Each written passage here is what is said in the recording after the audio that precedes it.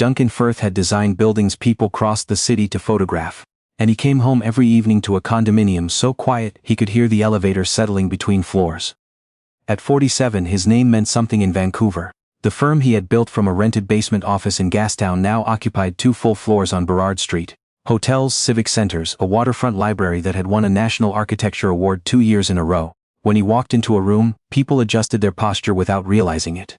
Junior partners memorized his preferences.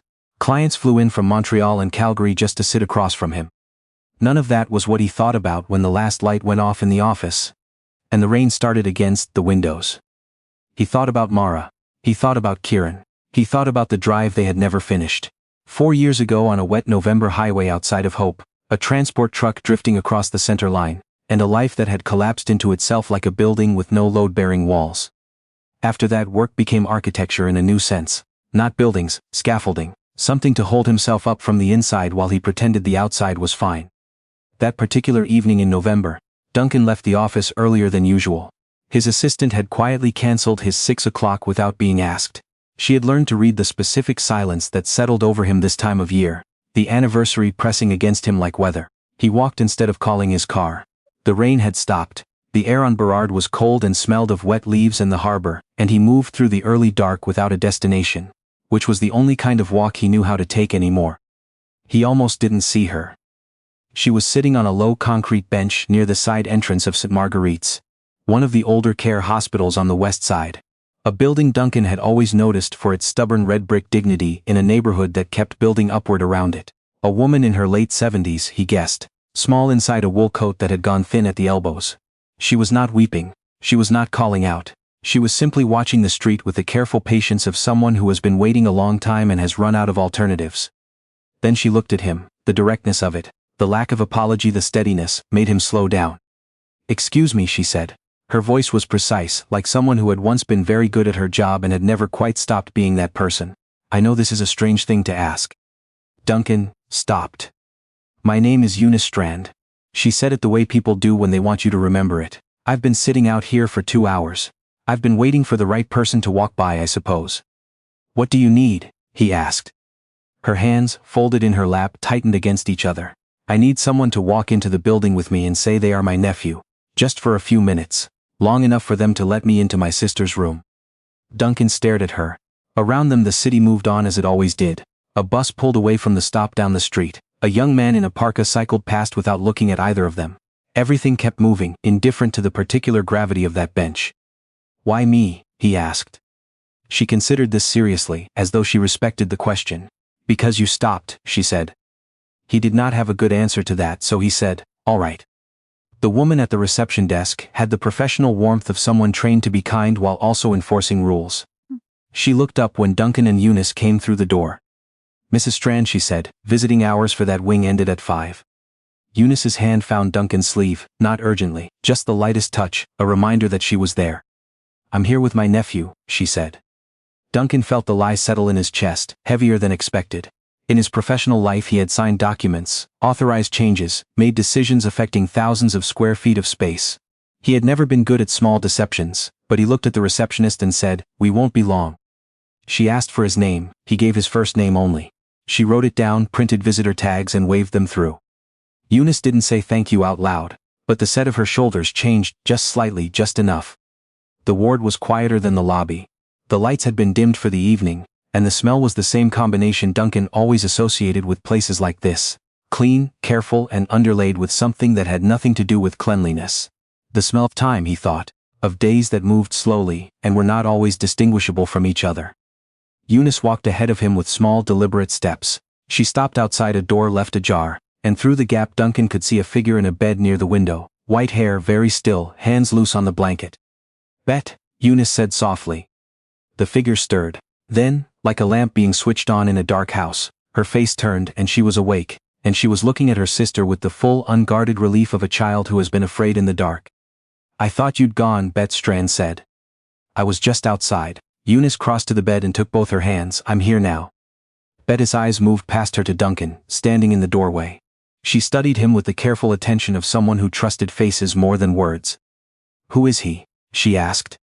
Eunice glanced back. Duncan saw the small pause, the breath before the lie. But he had already stepped partway into the room, so he stepped the rest of the way in. "I'm Duncan," he said. "I came with your sister." Bette found this satisfactory. She looked back at Eunice. "I couldn't remember if you said Tuesday or Wednesday." "I said today," Eunice told her gently, "and today I'm here." Bette's hands relaxed around her sister's. After a moment she reached under the blanket and drew out a small stuffed rabbit.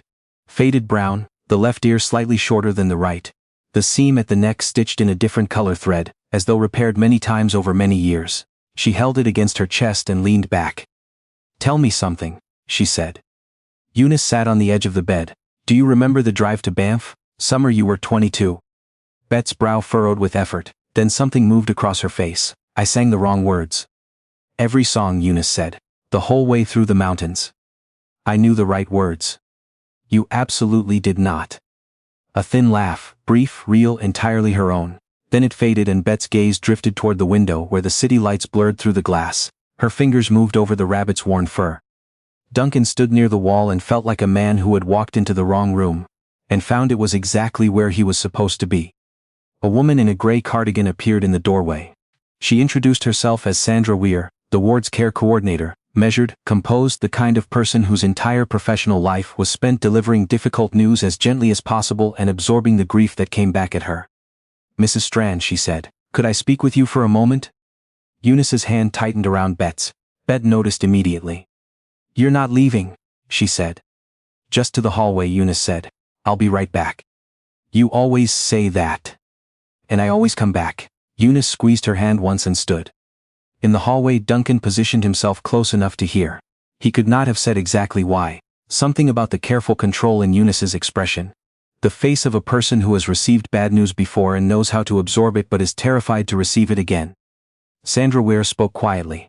The words reached him in pieces: cognitive assessment, placement review, secured memory care unit, transfer date. And then clearly, "We're looking at Friday." When Eunice came back to the room her face was composed. Bette was watching the door. "What did she say?" Bette asked. "Nothing urgent," Eunice said. Bette looked at her for a long moment. "You cry when you're not telling me something." Eunice sat down. "I'm not crying." "Your eyes are." Eunice took both Bette's hands and said nothing. Bette leaned against her shoulder and closed her eyes, still holding the rabbit. Within a few minutes her breathing slowed. Duncan watched Eunice sit there in the low light, her sister asleep against her, and understood that he had been seeing this situation from the wrong angle. He had assumed Eunice needed him to navigate a bureaucratic barrier. What she actually needed was for someone to witness what was happening here, to see it and not look away. He did not look away. In the small family consultation room down the hall, Eunice told him the rest of it. Their parents had died within a year of each other, their mother from a stroke, their father from grief, more or less, when Eunice was 24 and Bette was 22. Everyone had advised them to sell the house, go their separate ways, be practical. Instead, Eunice had trained as a medical transcriptionist. Bette had worked in a school library for 31 years. They had shared apartments, then a house in East Vancouver, divided the mortgage, repaired things themselves when they could. "People thought we'd both marry," Eunice said, not with bitterness, only with a kind of factual precision. "We each did for a while. Mine didn't last. Bette's Gordon died young." She paused. "We always came back to each other. That's the only way I know how to say it." When the first signs had appeared, small things, misplaced items, a repeated story told without awareness, Eunice had moved back in with her. She had learned the medications. She had learned which kinds of quiet were fine and which were alarming. She had learned that Bette still remembered Banff, still remembered the rabbit, still recognized the smell of the cedar chest in their mother's room. That memory was not a cliff that dropped away all at once but a tide going out slowly, stranding some things and taking others clean away. "She knows me," Eunice said. "Some days more than others, but she knows me, and when she doesn't know my name she knows my voice. She knows it means she's safe." Duncan listened without interrupting. "Friday," he said, when she stopped. "Friday," she confirmed. "The unit they want to transfer her to is in Surrey. The bus takes 45 minutes each way. I don't drive anymore." She looked at her hands. "I could manage it a few times a week. They say family visits are important," as if she stopped herself. As if a few times a week is the same as being there. "What would it take to keep her here?" he asked. Eunice looked at him with the careful wariness of someone who has learned not to trust large questions from strangers. "Money I don't have," she said. "A private arrangement.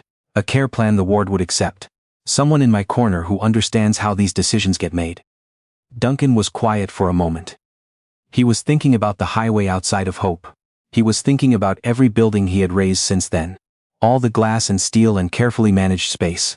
All the mornings he had walked into rooms where people stood straighter because of his name.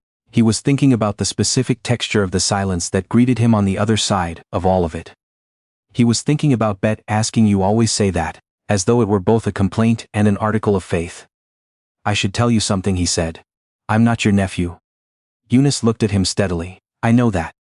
"You asked a stranger." "I asked someone who stopped." She met his eyes without flinching. "That isn't nothing."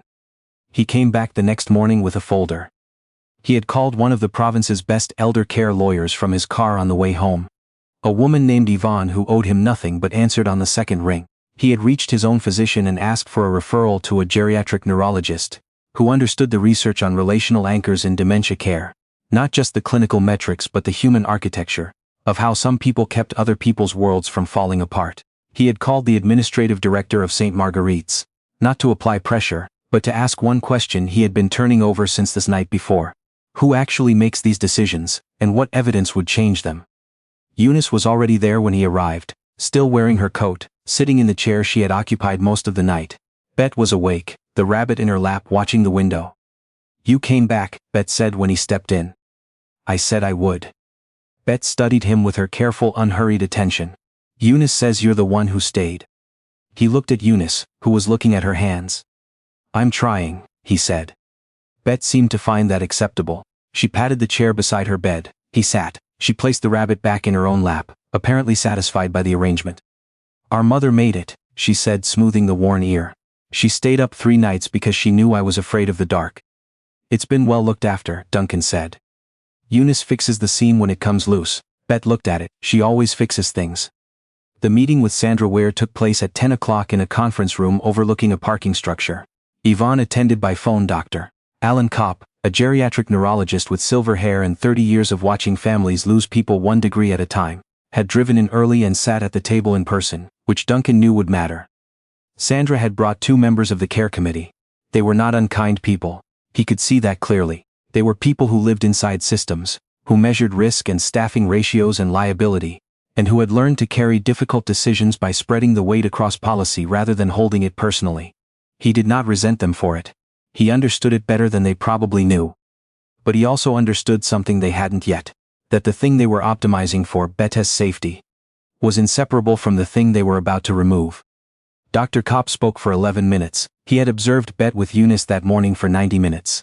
What he described was not unusual in dementia patients with a strong relational anchor, but the degree was notable. In Eunice's presence, Bette's disorientation dropped significantly. The anxiety that had triggered the 2 wandering incidents prompting this review was almost absent. When Eunice stepped out of the room for 5 minutes as part of the observation, Bette's agitation escalated within 90 seconds. When Eunice's voice reached her from the hallway, not her presence, only her voice, the agitation subsided. "The facility in Surrey is an excellent facility," Dr. Kopp said. "I've referred patients there before, but in this particular case, separating this patient from her primary relational anchor may actively worsen the symptoms we're trying to manage." Sandra was quiet for a moment.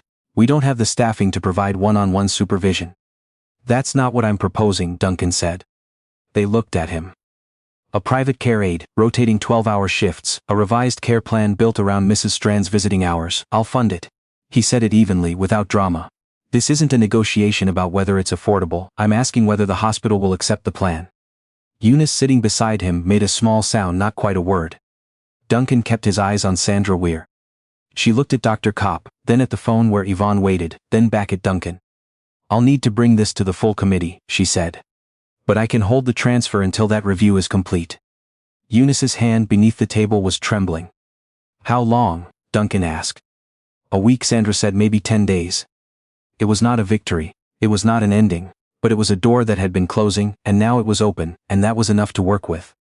That evening, Duncan went home to the 22nd floor and stood in the kitchen for a long time, without turning on the lights. The city spread out below him, and he thought about what Bette had said, the one who stayed. He had never in his life been described that way. He had stayed in his marriage, had been fully there, had loved Mara completely, had been present for every ordinary evening they were given, but after the accident he had left his grief. Vacated it as soon as he decently could, filled the space with projects and deadlines, and the controlled intensity of building things that would outlast him. He had become very skilled at leaving. He walked down the hallway to the door he never opened. Kieran's room. He had kept it intact, not as a shrine exactly, but because changing it had felt like making a decision he was not ready to make. The small bed, the shelf of picture books, the toy crane on the windowsill that Kieran had carried, everywhere the last 6 months of his life, because he loved watching them turn against the sky. Duncan opened the door and stood in the dark for a long time. He thought about the rabbit with the repaired ear. He thought about Eunice staying up late, resewing the seam because her sister needed something whole to hold on to. He thought about what it meant to fix things not because they were valuable, but because they mattered to someone you loved. He thought about how simple that was, how entirely enough. He was not crying exactly, but the cold that had lived behind his sternum for 4 years shifted just slightly, just enough, as though something frozen was beginning very slowly to give. Over the days that followed, he became a regular presence on the ward. The first 2 visits were still partly functional. Committee meetings, calls with Yvonne, logistics with the private aid service he had arranged. By the 3rd visit there was no agenda. He simply came. He brought coffee for Eunice. Dark roast from the Portuguese bakery on Commercial Drive she had mentioned once, offhandedly, as the only coffee worth drinking in Vancouver. He brought a tin of butter shortbread for Bette, the kind with the tartan pattern on the lid, because Eunice had said once that their mother made shortbread at Christmas, and that Bette still recognized the smell before she even opened her eyes. Bette did not always know his name when he arrived. Some days she called him Gordon, which had been her husband's name. Some days she looked at him with alert suspicion. But each time, within a few minutes, she would look back at Eunice and say some version of the same thing. Is he staying? And Eunice would say, yes. And Bette would nod and let him sit. One quiet afternoon while Bette dozed and Eunice sat by the window with a book, she said without looking up, "You don't have to keep coming." "I know," he said. "You've done more than." She stopped. "I can't make this make sense to you, what you've given us." He looked at Bette's hands, loose in sleep, the rabbit tucked in the crook of her arm. "You've given me something back," he said. "I'm not sure I can make that make sense either." Eunice looked up from her book. She studied him for a moment with the same directness she had used that first night on the bench. Then she looked back at her page, which he understood was her way of accepting what he had said. The committee met on a Thursday. The care plan was approved. Bette would remain in her current room. A private aide would provide additional support 3 nights per week. Eunice's visiting hours would be formally extended. Dr. Kopp would conduct a review in 90 days. When Sandra Weir delivered the decision, she read from the document with proper formality, making sure the language was precise. But at the end she set the paper down and looked at Eunice directly. And what she said then was not from any document. "I hope it goes well," she said. "I genuinely do." Eunice thanked her. Her voice was steady, her hands were not. They went back to Bette's room together. Bette was sitting up with the rabbit in her lap, watching the door with the watchfulness of someone who has spent too long, not knowing when good news might come through it. Eunice sat on the edge of the bed and took both her hands. "We're staying together," she said. Bette's face didn't change right away. The words moved through her slowly, finding their way through the fog. Then something cleared, like light coming through after a long gray morning. "You're not going." "I'm not going anywhere." Bette looked at her, then at Duncan, then back at her sister. "I told you," she said. "Told me what, Bette?" Bette's voice was certain, almost matter of fact. "I told you someone would come." Duncan left the hospital later than he had planned. The November air had turned properly cold, the kind that came off the inlet and settled into the bones of the city. He stood outside under the streetlights for a moment, watching his breath. He thought about Kieran, who had been 4 years old and had liked cranes. The construction kind, the ones that appeared above the rooflines when a new building was going up.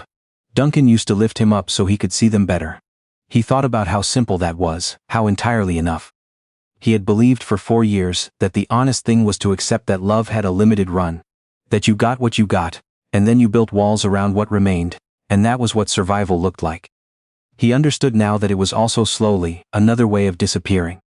Across the street, a woman in a yellow parka waited at the bus stop with a small child who was spinning in slow circles on the pavement, arms out, face tipped up to the sky. The child spun and did not fall. Duncan watched them until the bus came. Then he started walking, not toward the parking structure, not toward home, just along the street, in the cold and the dark, with no particular destination. Which was the only kind of walk he had known how to take anymore. But tonight it felt different.